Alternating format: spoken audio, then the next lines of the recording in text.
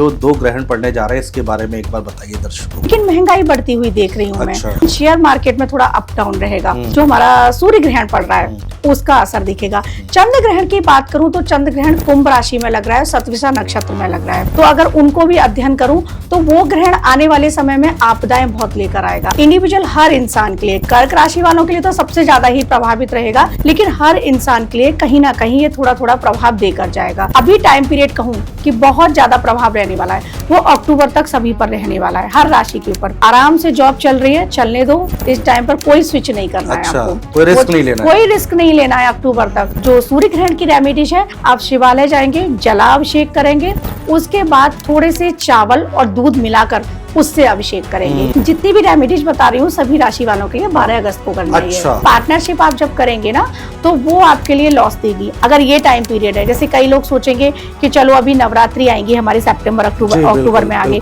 तो हम सोचेंगे चलो इस टाइम पर हम स्टार्ट कर लेते हैं पार्टनरशिप। तो आपको ये टाइम पीरियड निकालना। सावन अभी शुरू हुआ है, एक लोटा जल सारी समस्याओं का हल। आपके जीवन में जैसे मैं कहूँ कि बहुत सारे कष्ट चल रहे हैं, किसी ग्रह के प्रभाव से या नॉर्मली भी, आप ऐसे ही काले तिल जो होते हैं जल में ऐड कीजिएगा और उसके बाद भगवान शिव पर अर्पित कीजिएगा। ऐसा करने से कष्ट दूर होते हैं। काले तिल कोई भी कर सकता है, कोई भी कर सकता है। मंजुल मंगल मूल बाम अंग फरकन लगे, यहाँ तक आप ये चौपाइयाँ पढ़ लीजिएगा डेली, और डेली पूजा कीजिएगा। माता सीता ने पार्वती माँ की इन्हीं चौपाइयों से पूजा करी है। नमस्कार दोस्तों, मैं हूं आपके साथ अनुज श्रीवास्तव। आप देख रहे हैं हमारा चैनल द धार्मिक यात्रा, और आज हम बातचीत करने जा रहे हैं जो दो ग्रहण पड़ने जा रहे हैं। सवाल ये है कि दो ग्रहण जो पड़ रहे हैं उसका असर आम जिंदगी पर कितना पड़ता है, और देश और दुनिया में क्या चेंजेस आते हैं, ये समझने की कोशिश करेंगे। इसके साथ ही साथ हम ये जानने और समझने की कोशिश करेंगे जो 12 राशियों के जातक हैं उनके ऊपर इसका कितना असर होगा, और उनके जीवन में क्या परिवर्तन आएगा, और वो क्या उपाय करें जिससे उनके आने वाले जीवन में सफलता मिले, जीवन और ज़्यादा आसान हो। और इस विषय पर बातचीत करने के लिए हमने अपने स्टूडियो में इनवाइट किया है एस्ट्रोलॉजर शिवांगी निर्भय जी को। मैडम, बहुत स्वागत है आपका। राधे राधे। राधे राधे। सबसे पहले मैडम, ये जो दो ग्रहण पड़ने जा रहे हैं इसके बारे में एक बार बताइए दर्शकों को। बिल्कुल। पहला ग्रहण जो है सूर्य ग्रहण, तो सूर्य ग्रहण कर्क राशि में लगेगा और आश्लेषा नक्षत्र में लगेगा। अब कर्क राशि जो हो गई वो जल तत्व की हो गई, वहीं पर गुरुदेव भी विराजमान है। और जो आश्लेषा नक्षत्र होता है ये बुध का नक्षत्र है, इसका जो साइन होता है सर्प। तो अगर ऐसे देखूं तो देश दुनिया पर इसका प्रभाव जो पड़ने वाला है वो सामान्य नहीं रहने वाला है। हालांकि भारत में ये मान्य नहीं होगा, लेकिन फिर भी कहते हैं ना कि अगर पड़ोसी के घर भी आग लगती है तो धुआं तो हमारे घर आता है। बिल्कुल, बिल्कुल। तो हल्का असर तो इसका रहेगा मानव के जीवन पर।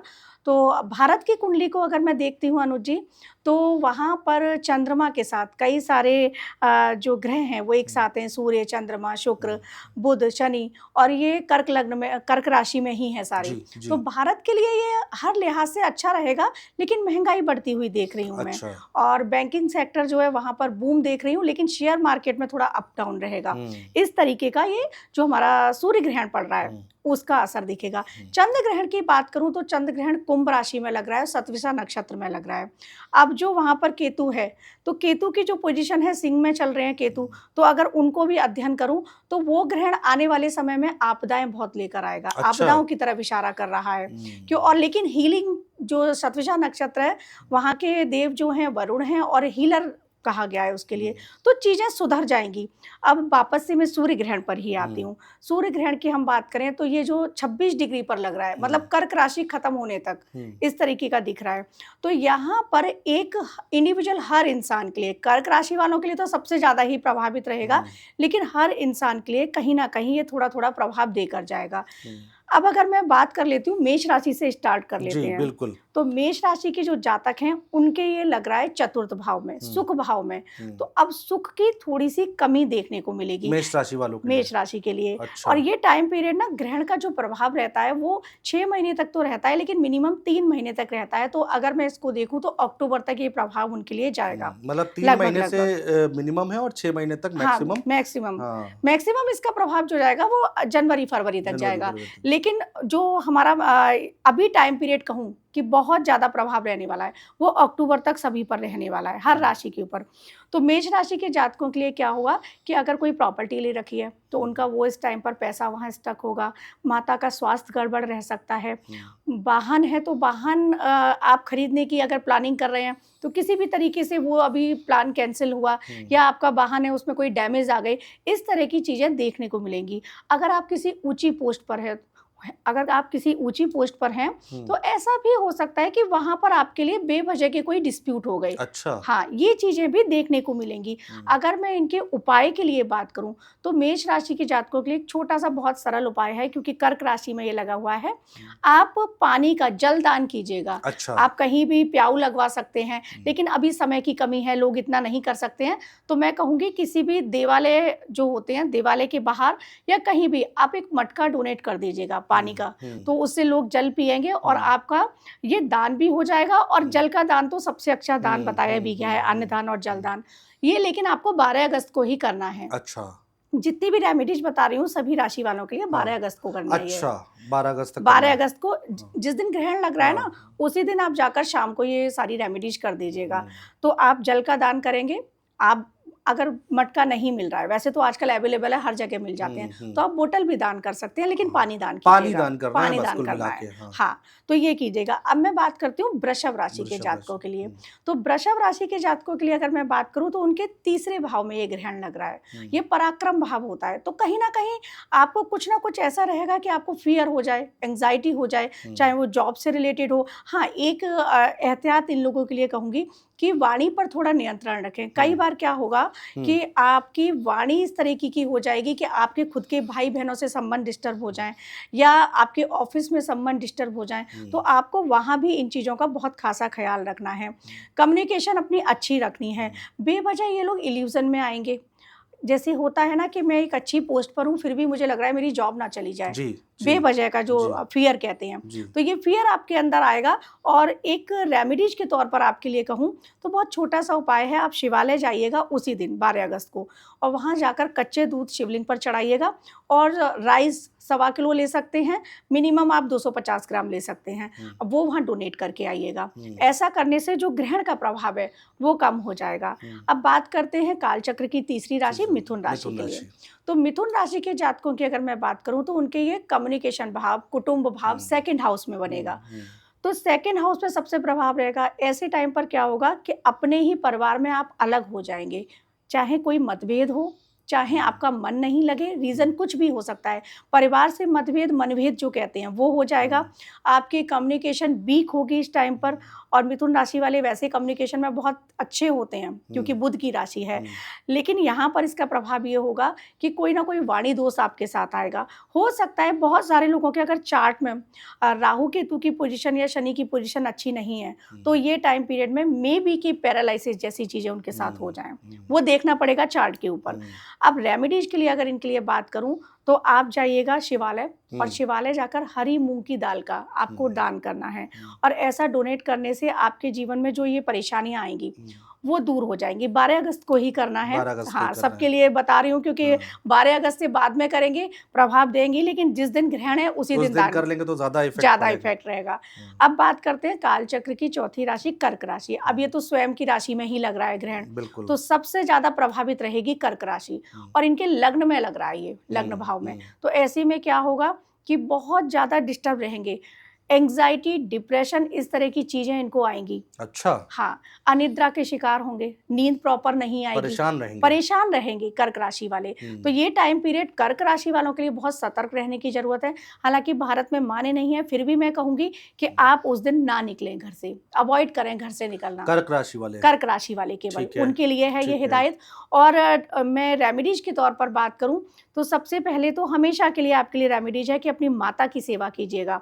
लेकिन जो सूर्य ग्रहण की रेमेडीज़ है, आप शिवालय जाएँगे, जलाभिषेक करेंगे, उसके बाद थोड़े से चावल और दूध मिलाकर उससे अभिषेक करेंगे। ये अभिषेक करने से आपकी जो एंग्ज़ायटी है, डिप्रेशन है, आपको नींद ना आने की समस्या आने वाली है, इन सब चीज़ों में आपको राहत मिलने वाली है। ठीक है। बात करती हूँ अब मैं सिंह राशि की।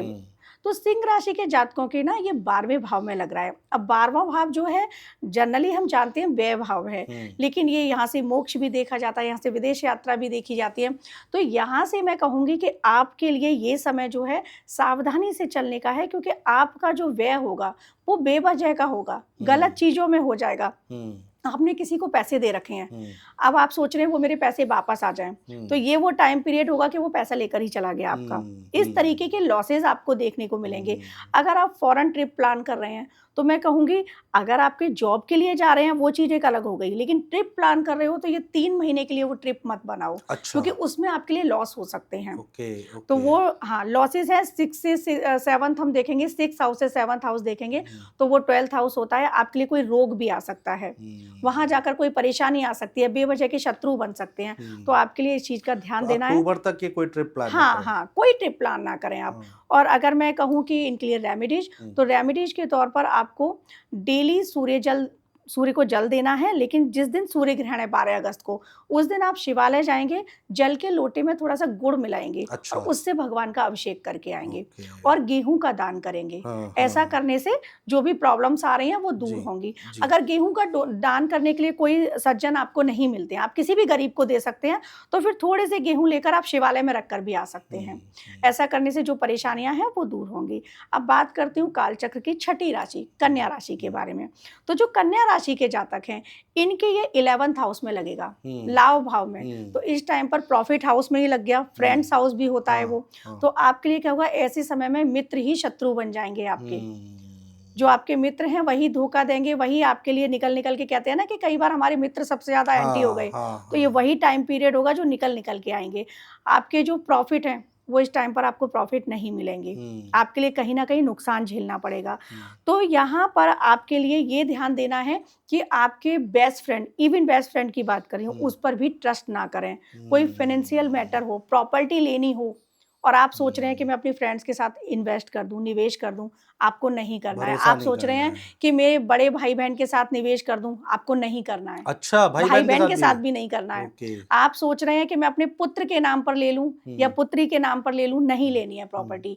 ये चीजें हैं, आपको ध्यान देना है। स्टॉक मार्केट में अगर आपने निवेश कर रखा है तो उसको ऐसे ही छोड़ दीजिएगा, क्योंकि ये टाइम अप एंड डाउन वाला है। वैसे भी आएगा, स्टॉक मार्केट हर किसी के लिए आएगा, लेकिन आपके लिए पर्टिकुलर है कि आपके लिए लॉसेस होंगे। अगर रेमेडीज की अगर मैं बात करूं तो आपने शिवालय जाना है। शिवालय आप जलाभिषेक करेंगे और हरी मूंग की दाल वो आप शिव जी पर अर्पित करेंगे।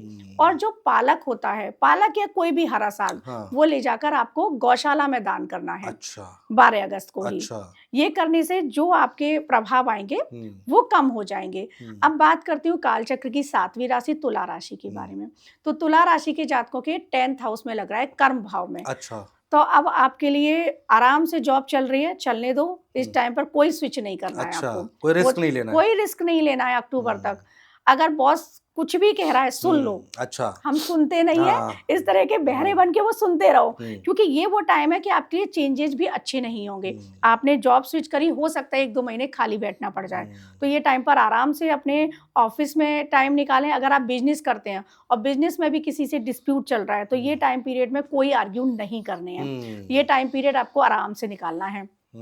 अगर मैं इनके लिए रेमेडीज की बात करूं तो आप शिवालय जाएंगे। शिवालय के उपाय इसलिए बता रही हूँ क्योंकि शिवजी जो है नवग्रह स्वर हैं और सावन का मास भी चल रहा है। तो श्रावण मास में शिवजी को प्रसन्न कीजिएगा, आप अभिषेक कीजिएगा और 1.25 किलो चीनी, शर्करा जो होती है वो पूरी शिवलिंग पर आपको अर्पित करनी है। अच्छा। अगर 1.25 किलो नहीं ले सकते हैं, बहुत सारे लोग हैं जो अफोर्ड नहीं कर पाए 1.25 किलो भी, वैसे तो कर सकते हैं, लेकिन कोई गरीब व्यक्ति है नहीं कर पा रहा है, तो आप 250 ग्राम भी ले सकते हैं, थोड़ी सी शर्करा भी ले सकते हैं। शिव जी पर शर्करा चढ़ा दे, शिव जी पर 12 तारीख को। ये उपाय आपके जीवन में मिठास लेकर आएगा। आपके ऑफिस या आपके जो किसी भी कलीग से आपका कोई डिस्प्यूट है वो भी ठीक हो जाएगा। अब बात करती हूँ मैं यहाँ पर काल चक्र की 8वीं राशि वृश्चिक राशि के। तो वृश्चिक राशि के जातकों के ये भाग्य भाव में लग रहा है, 9वें भाव में।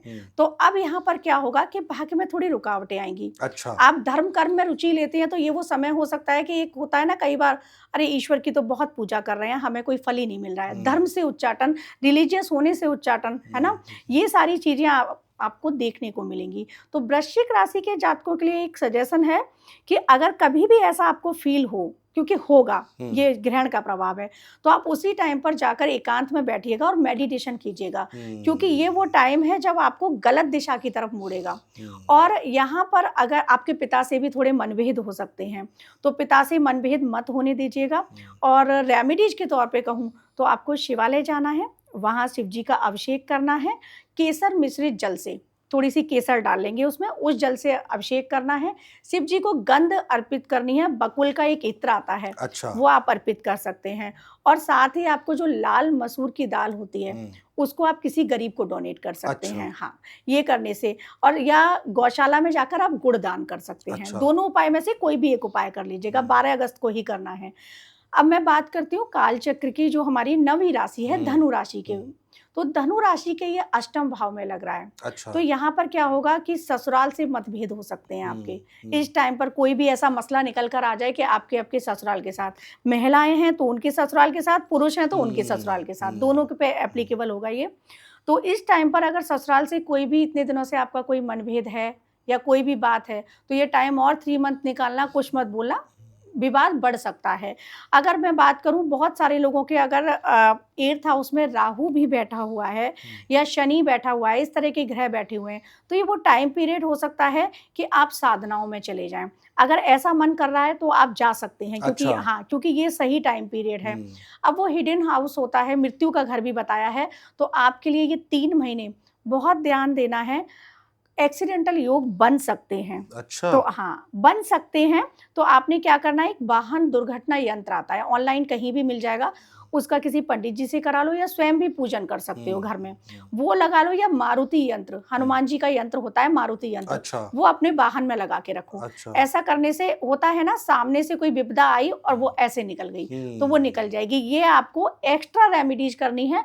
और वैसे रेमेडीज के तौर पर आपको चने की दाल विष्णु भगवान के मंदिर में डोनेट करनी है, और चने की दाल में थोड़ी सी हल्दी ऐड करके जल के लोटे में चने की दाल और हल्दी, वो शिव जी पर अर्पित करना है आपको। ठीक है। ये करने से इस ग्रहण का प्रभाव निकल जाएगा। बात करती हूँ काल चक्र की, जो 10वीं राशि है उसके बारे में, मकर राशि। तो मकर राशि के ये सप्तम भाव में लगेगा। अब यहाँ पर क्या होगा, पति पत्नी के थोड़े संबंध डिस्टर्ब हो सकते हैं, आपस में उनके मनभेद हो जाएं, या कोई भी होता है ना कई बार कि हम लोगों का सेम एक चीज पर थॉट्स वैसे भी नहीं आते। तो ये वो टाइम पीरियड होगा जब वो चीजें ज्यादा बढ़ेंगी, घरेलू कलह बढ़ सकती है। घरेलू कलह बढ़ सकती है। और यहाँ पर एक चीज और कहूंगी, ये लोग किसी के साथ इस टाइम पर पार्टनरशिप भी ना करें। अच्छा। क्योंकि पार्टनरशिप आप जब करेंगे ना, तो वो आपके लिए लॉस देगी। अगर ये टाइम पीरियड है, जैसे कई लोग सोचेंगे कि चलो अभी नवरात्रि आएंगी हमारे सितंबर अक्टूबर में आगे, तो हम सोचेंगे चलो इस टाइम पर हम स्टार्ट कर लेते हैं पार्टनरशिप। तो आपको ये टाइम पीरियड निकालना है, कोई न्यू पार्टनरशिप नहीं करनी है, क्योंकि 7th हाउस से हम वो भी देखते हैं। और अगर रेमेडीज की बात करूं, तो आपको शिवालय जाकर काले तिल मिलाकर उससे भगवान का अभिषेक करना है। साथ ही जो कुष्ठ आश्रम होते हैं, दिव्यांगों के कुष्ठ आश्रम होते हैं, वहां जाकर उनके लिए कुछ डोनेट करना है। ऐसा करने से जो भी परेशानियां आ रही हैं वो दूर हो जाएंगी। बात करती हूँ काल चक्र की, जो 11वीं राशि है, कुंभ राशि के बारे में। तो कुंभ राशि के ये 6ठे भाव में लगेगा। अब 6ठे भाव रोग शत्रु का भी होता है, तो आपको यहाँ ध्यान देना है कि आपके हिडन रोग निकल सकते हैं, हिडन शत्रु निकल सकते हैं इस टाइम पीरियड में, तो उनको शांत करना बहुत जरूरी है। रोग और शत्रु को, रिप मतलब आपके लोन्स जो हैं वो बहुत ज़्यादा, लोन की EMI बढ़ जाए, इस तरीके का हो जाए, या लोन ज़्यादा हो जाए, तो आपके लिए क्या करना है, आपको एक चीज़ का ध्यान रखना है, न्यू लोन्स नहीं लेने हैं इस टाइम पर। अब जैसे मकान लेने का बहुत लोग सोच रहे होंगे, तो कोशिश करो कि ये 3 महीने निकाल दो अक्टूबर में जाके, क्योंकि ये टाइम पीरियड पे आपकी जो इंटरेस्ट आएगी वो टाइम पीरियड में कम आ जाएगी। यहाँ पर इंटरेस्ट बढ़ जाएगी, यहाँ पर हो सकता है लोन ज्यादा कराने पड़ जाएं आपको। तो ये टाइम पीरियड आपको ध्यान रखना है, कर्जा नहीं लेना है, और रोग और शत्रु को भी शांत करना है। उसके लिए आप क्या करेंगे, शिवालय जाएंगे, काले तिल से मिलाकर अभिषेक जो बताया वो करेंगे, उड़द की दाल, साबुत उड़द जो होते हैं उसको शिव जी पर अर्पित करेंगे, और किसी वृद्धाश्रम में जाकर कुछ ना कुछ डोनेट करेंगे वहां पर। अगर काले उड़द कर सकते हैं बहुत अच्छा है, अदरवाइज आप जैसे जलेबी हो गई, इमरती हो गई, इस तरह की चीजें आप वहां डोनेट कर सकते हैं।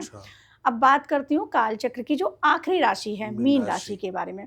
तो मीन राशि के जातकों के लिए अगर मैं अनुज जी कहूँ तो ये टाइम पीरियड 5th हाउस में आ रहा है।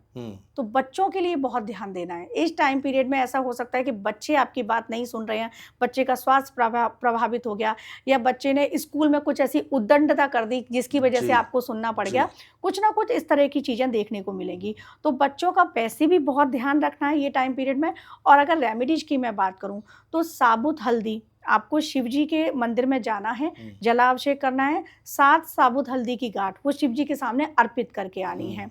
और एक उपाय बच्चों के लिए बताती हूँ, अगर आपको लगे इस टाइम पीरियड में बच्चा ज़्यादा उद्दंड हो रहा है, तब फिर बच्चे के सर से आप 7 टाइम एंटी क्लॉक आप नारियल घुमाएंगे और नारियल घुमाकर फिर वो जल बहते हुए जल में प्रवाहित कर देना है। तो इस टाइम पर जो भी राहु का या मैं कहूँ सूर्य का प्रभाव आएगा वो शांत हो शांत जाएगा। हो जाएगा। तो ये चीज़ें हैं जिनका हमें ध्यान देने की बहुत ज़रूरत है, क्योंकि सूर्य ग्रहण 12 अगस्त को लगेगा। पूरी देश दुनिया में इसका असर रहने वाला है अरुण जी। बिल्कुल। और लोग बताते हैं मैडम कि अब इस बार जो है ना, वैसे तो हर साल हम देखते हैं कि देश में बाढ़ आती है, जी, जी। तो आपदाएं जिसकी चर्चा आप कर रही हैं, तो अब 12 अगस्त के बाद हो सकता है बाढ़ भी बहुत विकराल रूप से इस बार देखने को मिले। बिल्कुल, देखिए बाढ़ हो गई, भूकंप हो गए, भूस्खलन हो गए। हालाँकि ये प्राकृतिक आपदाओं का समय वैसे भी होता है, अच्छा, क्योंकि हाँ, बरसात का समय है। बिल्कुल लेकिन बिल्कुल। अगर ग्रह नक्षत्रों की बात करूँ अनुज जी, तो रौद्र संवत्सर है। इस साल के जो मेघेश हैं, जैसे हमारे यहाँ पार्लियामेंट बैठता है तो एस्ट्रोलॉजी में भी होता है। जो राजा हैं वो गुरु हैं, मंत्री हैं मंगल हैं। जो मेघेश हैं मतलब बादलों के देवता, तो वो इस साल चंद्रमा हैं। अब चंद्रमा तो बारिश अधिकता देंगे ही देंगे। सही बात तो है। कहीं ना कहीं आप ये देखेंगे, जैसे अभी गुजरात में बाढ़ देखने को मिल रही है, तो बाढ़ बहुत आएंगी। आसाम में तो हालत खराब है। आसाम में हालत खराब हो रही है, तो बाढ़ बहुत ज्यादा आएंगी। बाढ़ आएंगी, बाढ़ की वजह से जैसे मैंने आपके साथ पिछली बार भी कहा था शनि के नक्षत्र परिवर्तन की जब बात कर रहे थे, ये वो टाइम पीरियड होगा 12 अगस्त से लेकर 28 अगस्त तक का। ये वो टाइम पीरियड होगा, दोनों ग्रहण का मिड आ रहा है ये, कि जब भारत के या विश्व के, मुझे लग वो भारत में ही रहा है कि एक कोई गांव जैसे धराली का पिछली बार हुआ था, इस तरह की चीजें दिख रही हैं कि वो बिल्कुल ही खत्म हो गया। इस तरह की मैं कहती हूँ ये बात, मेरा जो आकलन है वो झूठ साबित हो, क्योंकि ऐसा नहीं होना चाहिए, ऐसा नहीं होना चाहिए, लेकिन ये चीजें दिख रही हैं। अब क्या है ना कि चंद्रमा की राशि में ये ग्रहण लग रहा है, यहाँ पर खप्पर योग का निर्माण हो गया 15 जुलाई से, जो 15 सितंबर तक जाएगा, ये भी शुभ नहीं होता है।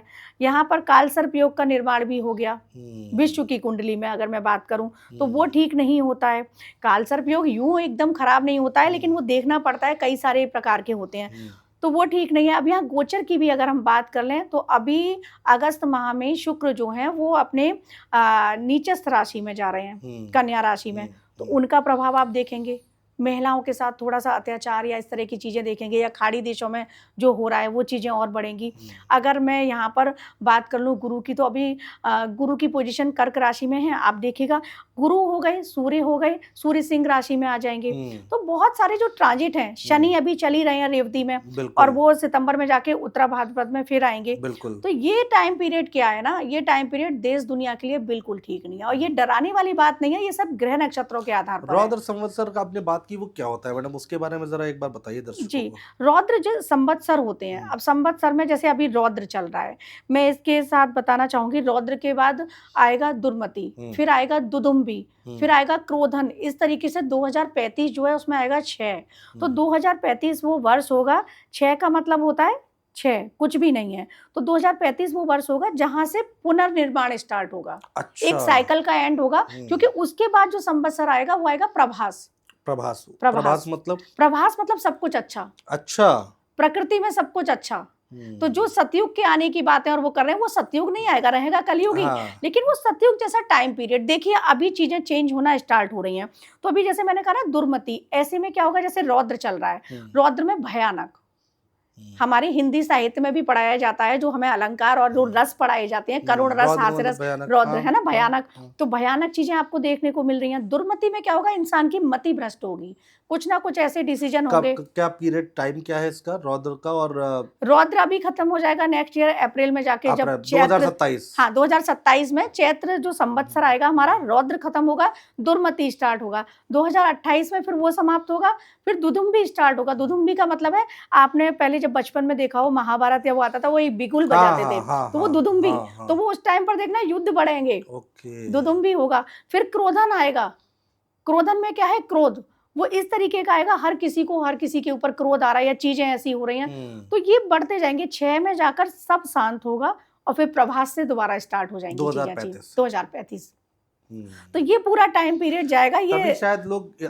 इससे जोड़कर देख रहे हैं कि तभी कल की अवतार की बात करते हाँ हैं, सतयुग की बात करते कहते बिल्कुल। कलयुग खत्म हो जाएगा और बहुत सारी चीजें अच्छी हो जाएंगी, शायद तभी इसका आकलन कर रहे हैं। देखिए, इसका आकलन कर रहे हैं, सबके अपने अपने मत हैं। श्रीमद् भगवत पुराण की बात करूं या भगवत गीता की बात करूं तो वो युग संधि होगी और 4,32,000 पूरा टाइम है। अभी 5,000 कुछ वर्ष 21 हैं, शायद 521 वो कुछ वर्ष ही निकले हैं। तो अभी कलयुग समाप्त होने में बहुत समय है मेरे मतानुसार।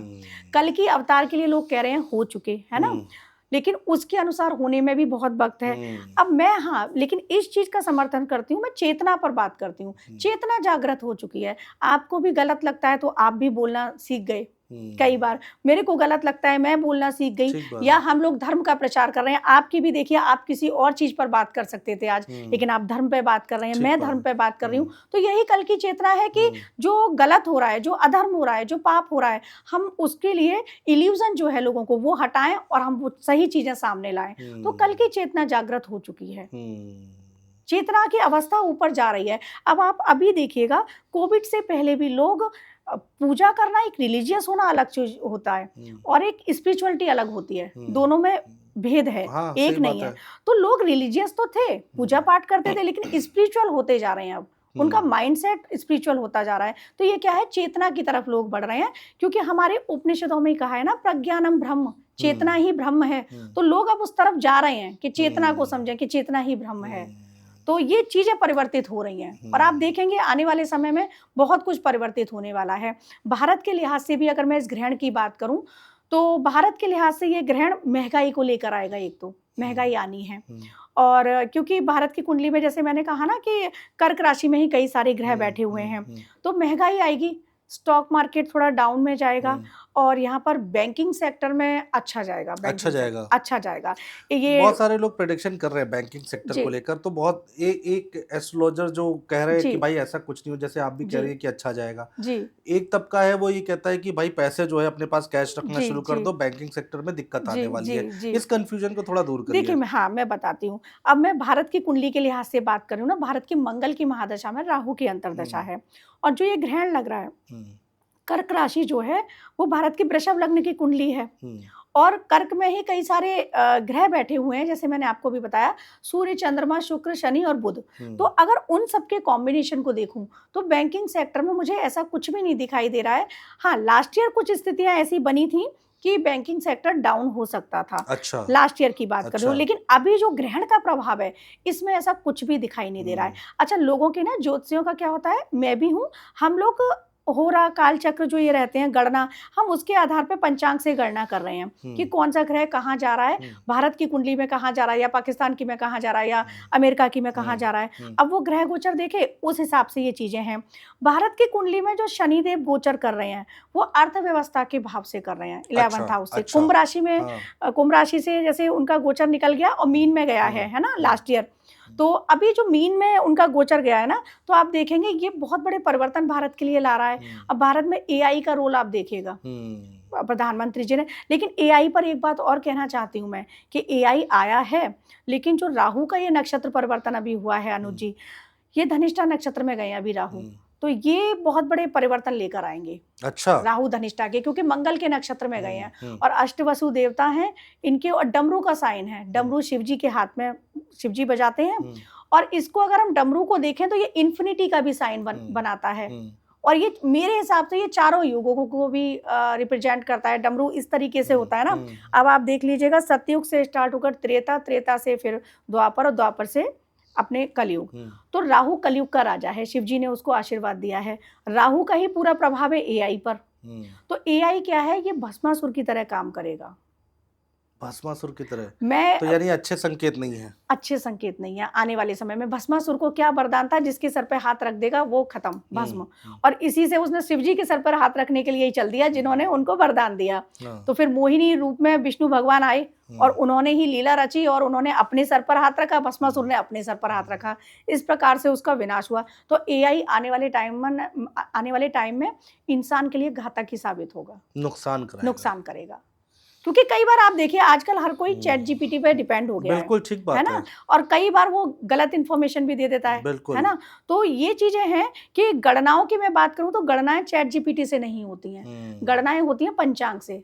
हम भी हुँ, निकालते हैं तो पंचांग से देखते हैं हुँ। कि क्या चल रहा है, किस नक्षत्र में हो रहा है, जैसे अभी हाँ, हमने निकाला। एआई से सपोर्ट लिया जा सकता सपोर्ट है। लिया जा सकता है, बिल्कुल। हाँ, देखिए, अभी सब लोग बहुत बिज़ी हैं, हुँ, मैं भी बिज़ी हूँ, मैं भी चैट जीपीटी से अपना कोई मुझे पोस्टर बनाना होता है, हुँ, बनाती हूँ मैं भी। हाँ, उसमें लेकिन टाइपिंग मैं अपनी रखती हूँ, जो शब्द हाँ, मुझे रखने हैं, मैटर मैं अपना रखती हूँ। हाँ, चैट जीपीटी से नहीं माँगती कि सही आप बात है। ये टॉपिक है, आप दीजिए, नहीं। हाँ, वो लिखती पूरा मैं नहीं अपना हम लोग हूँ। पहले भी ना जब चैट जीपीटी नहीं था जी, तो गूगल करते थे बिल्कुल, चीज़ों को बिल्कुल। जानने के लिए, बिल्कुल, तो बिल्कुल, आज लोग चैट जीपीटी कर रहे हैं। बिल्कुल, तो लेकिन आप कह रही हैं कि आने वाले वक़्त में ये बहुत ज़्यादा घातक साबित हो घातक सकता साबित है, होगा। दिक्कतें हो सकती हैं। हो सकता है 2035 जो 6 मैं बता रही हूँ टाइम, उस टाइम तक यही 6 हो जाए, ऐसा कुछ हाँ, हो। हाँ, ये दिख रहा है हाँ, इस तरह की चीज़ें, हाँ, क्योंकि विनाश तो हुआ है ना। विनाश तो हुआ है। अगर और आप देखिए विनाश की जब बात आई है तो यहाँ पर आपके चैनल के माध्यम से कहूँगी, प्रकृति को हम काट रहे हैं विकास के नाम पर। अभी मैं लास्ट ईयर जब जा रही थी तो देहरादून का बहुत बड़ा जंगल था, कट रहा था हाईवे हुँ, के लिए, हुँ, तो वो हुँ, देखती हुई मैं जाती थी। इस साल जब मैं मार्च में गई वो हाईवे बन भी गया। सुविधा है, ढाई घंटे हुँ, में यहाँ आ गए हम गाज़ियाबाद, हुँ, लेकिन कितना बड़ा जंगल कर दिया, विनाश काट हो गया, दिया, है ना? हाँ। तो विकास के नाम पर विनाश हो रहा है, फिर प्रकृति बदला ले रही है अपना, हुँ। रौद्र रूप रख तो रही है। दिक्कतें आने वाले वक़्त में 2035 तक आप ये कह रहे हैं कि ऐसे ही चलता रहेगा। बिल्कुल। कुछ लोगों को गुस्सा गुस्सा आएगा, जब समय आएगा तो तबाही आएगी और इस ये समय तो बहुत ही ज़्यादा इसमें क्रिटिकल है। बिल्कुल, इसमें यही है ईश्वर की आराधना जो हमें बचपन से आपके मेरे माता-पिता ने सिखाई है। हुँ, ईश्वर की आराधना करते रहिएगा, आप कर्म अच्छे रखिएगा, अगर आपके कर्म सुंदर हैं और ईश्वर का सुमिरन करते हैं आप, तो आप उस प्रभाव में नहीं आएँगे, कोई भी अच्छा, आपदा आए। अच्छा। ठीक है। मैडम देखिए सावन अभी-अभी शुरू हुआ है और लोग बड़ा सावन में जो है ना भक्तिमय हो जाते हैं और भगवान शिव को तो लोग इतना प्यार करते हैं, इतना मानते हैं। एक लोटा जल सारी समस्याओं का हल। सावन में बिल्कुल। क्या महत्व है? लोग क्या करें और क्या ना करें? श्रावण के बारे में थोड़ा-सा मैं आपके क्वेश्चन से पहले अपना ऐड ऑन करूँगी बिल्कुल, आंसर। बिल्कुल, बिल्कुल। श्रावण मास शिव जी को अत्यंत प्रिय है, हुँ, क्योंकि समुद्र मंथन इसी मास में हुआ था। इसी मास में बाबा ने हलाहल पिया था, हुँ, जो नीलकंठ बाबा का नाम हुँ, पड़ा। तो कंठ को विष को रोकने के लिए महादेवी ने हाथ भी लगाया, फिर हुँ, तारा स्वरूप में उनको दुग्धपान भी कराया महादेवी ने, हुँ, मतलब हुँ, देवी ने, हुँ, माता पार्वती ने। तो श्रावण मास जो है ना, वो श्रवण नक्षत्र के नाम पर पड़ा है, हुँ, श्रावण मास। हुँ, जो हमारे नक्षत्र हैं, उसमें श्रवण नक्षत्र। और यहाँ पर एक चीज़ और बताती हूँ, ये सनातन देखिए परंपरा या धर्म ऐसे ही नहीं है, हर मास का नाम नक्षत्र के आधार पर है। हुँ, ज्येष्ठा नक्षत्र ज्येष्ठ मास, हुँ। उत्तरा आषाढ़ा आषाढ़ मास, इसी हाँ, तरीके से हाँ, हर नक्षत्र, हाँ। फाल्गुनी तो वो फाल्गुन मास, जी, इसी जी। तरीके से हर नक्षत्र का। वैशाखा जो है वैशाख, हुँ, है ना? चित्रा चैत्र मास, हुँ, इस प्रकार से है। तो श्रावण मास शिव जी को अत्यंत प्रिय है और यहाँ पर दर्शकों के लिए एक मिथ और तोड़ूँगी, क्योंकि बहुत सारे दर्शक इसलिए नशा करते हैं कि शिव जी भांग हाँ, खाते हैं, हाँ, हाँ, शिव हाँ। जी ये करते हैं, तो बताना चाहूँगी कि धतूरा चढ़ाया जाता है शिव जी को। हुँ, आपके प्रश्न से पहले अपने उत्तर दे रही हूँ मैं। जी। धतूरा चढ़ाया जाता है शिव जी को, क्योंकि उनका विष का जो ताप है वो हुँ, शांत हो। कि आयुर्वेद में ना धतूरे से औषधियाँ बनती हैं। हुँ, हुँ, हुँ। ठीक आयुर्वेद बात है, हमारे वेदों से निकला ठीक हुआ बात है। है। और जो ये भांग है, भांग ये की पत्तियों से भांग भी की पत्तियों से भी हुँ, इसको दूसरे अनन्य प्रकार से हुँ, आयुर्वेद में बनती है और इसको हाँ, विजया कहा गया है। हाँ। आयुर्वेद में इसको विजया कहा गया है, सिद्धा कहा गया है और इससे बनती हैं। तो बाबा पर क्यों चढ़ाई जा रही है? आपके अंदर कोई ऐसा ताप है जिसको शांत करने के लिए आप ठीक खा बात रहे है, हैं? ठीक तो बात है। ऐसा नहीं है कि बाबा पर चढ़ाया जा रहा है हुँ। इसलिए आप खा रहे हैं, आपकी स्वेच्छा है। नहीं लोग आप नशा करते हैं बिल्कुल, और वो कहते हैं ये तो भोले का प्रसाद है। भोले का प्रसाद है। हुँ, आप ले रहे हैं वो आपकी स्वेच्छा है, लेकिन हुँ। भोले से मत जोड़िएगा, मत आप भोले जोड़िए। नहीं हैं। हाँ, उनके बराबर ना और तो वैसे भी नशा कोई चीज़ से अब कैसे जोड़ सकते हैं कैसे भगवान से? भगवान से नहीं जोड़ सकते। अब श्रावण मास का महत्व बहुत ज़्यादा बढ़ जाता है कि जलाभिषेक भी बाबा पर ना इसीलिए किया जाता है। हुँ, एक लोटा जल अगर एक इंसान चढ़ा रहा है, तो कितने सारे जल लोटे के हो गए। हुँ। श्रावण मास में जो इंसान मंदिर नहीं भी जा रहा है, वो श्रावण मास में जाता है, पूजा करता हाँ, है। ठीक बात है। और बाबा का ताप जो है, वो शांत हो। हलाहल हुँ, पिया था ना। और यहाँ पर एक कथा और याद आती है, हरिद्वार का दक्षेश्वर महादेव मंदिर है। जी। वहाँ पर बाबा पूरे सावन विराजमान रहते हैं। उन्होंने अपने ससुर जी को, हुँ, राजा दक्ष को ये वरदान दिया था, जब वीरभद्र स्वरूप में बाबा ने उनका सर काट दिया था, हुँ, फिर अज का सर लाके लगाया, हुँ, तो बाबा ने ये वरदान भी दिया कि मैं पूरे महीने यहीं पर रहूँगा। तो श्रावण वो मास है जब बाबा यहाँ ही रहते हैं। ऐसे तो बाबा हर जगह हैं, हर जगह है। लेकिन श्रावण मास में वो यहीं हैं, धरा पर हरिद्वार में, हैं। अच्छा। हरिद्वार में हैं, धरा पर हैं। हरिद्वार में तो साक्षात रूप से हैं। हुँ, तो बाबा का अभिषेक आपको करना चाहिए। और यहाँ पर कहूँगी कि अभिषेक हर कोई इंसान करता है, अलग-अलग राशियों के लिए तो अलग-अलग प्रभाव होता है। लेकिन एक जनरलाइज़ मैं बताऊँ तो आप अभिषेक के साथ जैसे जलाभिषेक किया, पंचामृत से अभिषेक किया, थोड़ी-सी हल्दी भी आप बाबा को अर्पित करेंगे। बहुत सारे लोग कहते हैं नहीं करनी चाहिए, लेकिन जब अभिषेक कर रहे हैं तो आप थोड़ी-सी हल्दी भी बाबा पर चढ़ाइएगा। और बाबा पर अक्षत भी चढ़ाए जाते हैं, शर्करा भी चढ़ाई जाती है, अभ्रक आता है एक, पंसारी के यहाँ या पूजा वाली शॉप पे मिलता है, अभ्रक भी चढ़ाया जाता है। अब आपके घर कोई पंडित जी आ सकते हैं, तब तो आप नमक चमक से रुद्राभिषेक कराइएगा। ठीक है। रुद्री, लघु रुद्री जो होती है, ठीक है, पंचम और अष्टम अध्याय से आप कराइएगा। नहीं आ सकते हैं, आप यूट्यूब पर लगाकर खुद कर लीजिएगा। लेकिन अगर इतनी भी समझ नहीं है तो सिर्फ ओम नमः शिवाय बोलते हुए बाबा का घर पे जलाभिषेक अवश्य करें, क्योंकि ये श्रावण वो मास है ना, पार्थिव शिवलिंग बनाकर पूजा करें। जैसे डेली नहीं बना सकते, जैसे मैं तो क्या करती हूँ कि पूर्णिमा से पहले ही बना लेती हूँ और फिर पूरे सावन उनकी पूजा चलती है। फिर जब पूर्णिमा आती है रक्षाबंधन वाले दिन, उस दिन विसर्जन शाम को हो जाता है। लेकिन वो आप मिट्टी के बनाकर, हाँ, पार्थिव शिवलिंग, क्योंकि माँ गौरी ने ना वो वैसे ही बनाए थे और भगवान राम ने भी रामेश्वरम में वही बनाकर पूजा करी। जी बिल्कुल। तो आप पार्थिव बनाकर पूजा कीजिएगा। लेकिन अगर आपके घर नर्मदेश्वर हैं या पारद के शिवलिंग हैं, आप उन पर भी इस प्रकार से पूजा कर सकते हैं। बिल्व प्रत जो होता है, बिल्व वृक्ष जो है वो बहुत ही अच्छा वृक्ष है, वहाँ माता लक्ष्मी का भी निवास रहता है। पूरे श्रावण मास आप बिल्व वृक्ष के पेड़ के पास एक देसी घी का दीपक लगाओ। अच्छा। ऐसा करने से माँ लक्ष्मी की भी कृपा बनती है, बाबा का आशीर्वाद तो मिलता ही है। बिल्व वृक्ष पर श्री राम लिखकर आप वो भगवान शिव को अर्पित कीजिएगा, बाबा प्रसन्न होते हैं, क्योंकि हरि और हर एक साथ हैं। कहा हुआ है कि जहाँ हरि हैं वहाँ हर हैं, दोनों एक साथ हैं। ये कुछ चीजें हैं जो हर कोई इंसान करेगा ना, जीवन में सुख शांति संपन्नता आएगी। अब वो आपके जीवन में, जैसे मैं कहूँ कि बहुत सारे कष्ट चल रहे हैं, किसी ग्रह के प्रभाव से या नॉर्मली भी, आप ऐसे ही काले तिल जो होते हैं उनको जल में ऐड कीजिएगा और उसके बाद भगवान शिव पर अर्पित कीजिएगा। ऐसा करने से कष्ट दूर होते हैं। काले तिल कोई भी कर सकता है, कोई भी कर सकता है। वैसे तो शनि जनित उपाय है ये, लेकिन अगर कष्ट चल रहे हैं तो आप ये काले तिल मिलाकर भगवान का अभिषेक कीजिएगा। बहुत सारी कन्याएं हैं, विवाह नहीं हो पा रहा है, आप पार्थिव शिवलिंग बनाइएगा, साथ में गौरी माँ भी बना लीजिएगा पार्थिव, दोनों का पूरे महा आप पूजन कीजिएगा। और रामायण में चौपाई आती हैं, जय जय जय गिरिवर राज किशोरी, जय महेश मुख चंद चकोरी, ये बालकांड में चौपाइयाँ हैं। और लास्ट जो होगा वो है मंजुल मंगल मूल बाम अंग फरकन लगे, यहाँ तक आप ये चौपाइयाँ पढ़ लीजिएगा डेली और डेली पूजा कीजिएगा। माता सीता ने पार्वती माँ की इन्हीं चौपाइयों से पूजा करी थी। और फिर विवाह हो जाएगा। जो भी रुकावट आ रही है वो दूर हो जाएंगी। या फिर आप लोग कात्यायनी महामाये महायोगिनीधीश्वरी, ये वाला मंत्र है, इसको शिव जी को गुरु बनाकर, क्योंकि कोई भी मंत्र गुरु मुख से होता है, इसीलिए मैंने पूर्ण नहीं बोला है, आप शिव जी को गुरु बनाकर ये मंत्र लीजिएगा और आप स्टार्ट कर दीजिएगा। जैसे अभी हमारा जब ये पॉडकास्ट जाएगा, ये रील्स जाएंगी, तो हो सकता है कि सावन का ही आज पहला ही सोमवार है, तो आप इसको ना सावन के तीसरे सोमवार से भी स्टार्ट कर सकते हो। शुक्ल पक्ष में आ जाएगा वो, उस दिन नाग पंचमी भी है और बहुत विशेष दुर्लभ मुहूर्त बना हुआ है उस दिन। कई सालों के बाद 2003 में लगभग आई थी शायद, उसके बाद अब आ रही है और बहुत अच्छा सोमवार को, तो उस दिन से भी शुरू कर सकते हैं। मैं एक चीज और बताइए, जो लोग अपने घर में रुद्राभिषेक नहीं कर सकते हैं, वो किसी मंदिर में जाके कर ले तो बिल्कुल कोई दिक्कत नहीं है। देखिए, घर में करने से तो घर का ही और आपका स्ट्रांग हो रहा है, लेकिन नहीं कर पा रहे हैं, मंदिर जाइएगा, शिवालय जाइएगा, लेकिन ये देख लेना कोई डिस्टर्ब करने वाला ना आए। या तो सुबह अर्ली मॉर्निंग जल्दी चले जाओ, ठीक बात क्योंकि आजकल जल्दी लोग कम उठते हैं, तो आपको आराम से मंदिर, या आप शाम को चले जाओ। बहुत सारे, हाँ, यहाँ पे एक चीज और बताऊंगी, क्योंकि मेरे पास भी मैसेज आते हैं, बहुत सारे लोगों को है कि शाम को अभिषेक नहीं होता है। तो साउथ के कई मंदिर हैं जहाँ पर वैन है, लेकिन हमारे यहाँ नॉर्थ इंडिया में हो जाता है। हाँ, वैसे अगर सावन नहीं भी है तो लोगों को ये है कंफ्यूजन कि सूर्यास्त होने के बाद जल नहीं चढ़ाते हैं। हाँ, ये लोगों को कंफ्यूजन है, लेकिन बाबा पे 24 घंटे जल चढ़ाया जाता है। जो 4 पहर की पूजा होती है, शिवरात्रि पर रहती है, अभी जो सावन की शिवरात्रि आएगी उसमें भी रहेगी। और जो बाबा के भक्त हैं वो तो फिर सोमवार को भी करते हैं। जैसे मैं हूँ, मेरी शाम से 4 पहर पूजा स्टार्ट हो जाएगी। 4 पहर की पूजा में तो रात को ही पूरे अभिषेक हो रहे हैं। शिवरात्रि पर जब हम 4 पहर की पूजा करते हैं तो वो शुरू ही 4 पहर रात के जाते हैं, पूरा जलाभिषेक भी होता है, पंचामृत से अभिषेक भी होता है, तो बिल्कुल मनाही नहीं है, ये मिथ है।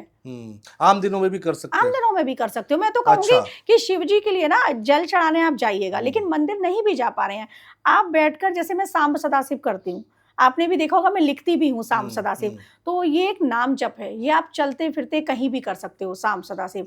अगर इसी में आपने ओम सांब सदाशिव नमः लगा दिया तो ये मंत्र हो गया, ओम भी लग गया नमः भी लग गया तो मंत्र हो गया। लेकिन सांब सदाशिव केवल बोलिएगा तो ये नाम जप है, कोई भी चलते और फिरते कर रुद्राभिषेक सकता है। रात में कराएं, कोई दिक्कत नहीं है। कोई दिक्कत नहीं, आप रात में करो। मैं कह तो रही हूँ, मैं अपनी पूजा रात्रि में ही करती हूँ क्योंकि वो वक्त सबसे शांति का होता है। और सावन में रुद्राभिषेक अगर किसी ने हम्म, कराया हम्म, तो उसका फल ज्यादा मिलता है, दुगना मिलता है? हाँ बिल्कुल।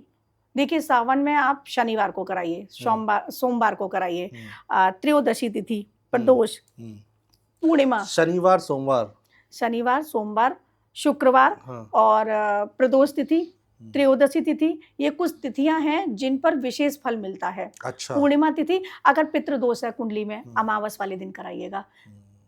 अब काल सर्प दोष के लिए तो नाग पंचमी पे पूजा होती है ही, तो इस बार तो बहुत अच्छा मुहूर्त बन रहा है। किसी के भी चार्ट में काल सर्प दोष है, आप पंडित जी से करा पा रहे हैं पूजा, बहुत अच्छी बात है, आप जाइएगा कराइए। नहीं करा पा रहे हैं तो कॉपर के या सिल्वर के नाग के जोड़े बनाइएगा, जल में डालिएगा और उसमें थोड़ा सा दूध और थोड़ा सा शर्करा मतलब शुगर वो ऐड कीजिएगा, शिवालय पे अर्पित करके आइएगा। अगर नहीं करा पा रहे हैं, समय की कमी है या पैसे का अभाव है, कुछ भी है, आप ये उपाय करके आइएगा काल सर्प का। काल सर्प के लिए मैं कहूँगी अगर किसी सपेरे से आपको जीवित नाग नागिन के जोड़े नाग पंचमी के दिन मिल जाए तो इस बार दुर्लभ संयोग बन रहा है अनुज जी, आप उनको रिलीज कर दो, बंधन मुक्त कर दो। अच्छा, खरीदो सपेरे से, भले ही वो बाद में पकड़ ले, वो उसके कर्म है, हमने बंधन मुक्त कर दिया। आजीवन कोई भी आपको उपाय करने की जरूरत नहीं है, ये उपाय कर दो। अच्छा, क्योंकि काल सर्प दोष आता ही पुनर्जन्म से है ना, किसी बंधन की वजह और से। ये नाग पंचमी भी करना है? नाग पंचमी इस बार बहुत अच्छा मुहूर्त बन रहा है ना, सोमवार भी है, आप रिलीज कर दो नाग नागिन के जोड़े को, बहुत प्रभावी रहेगा ये। मैं तो हर किसी को कहती हूँ कि मिल जाए तो उनको बंधन मुक्त करो। नाग पंचमी में लोग क्या करें क्या ना करें इसके अलावा?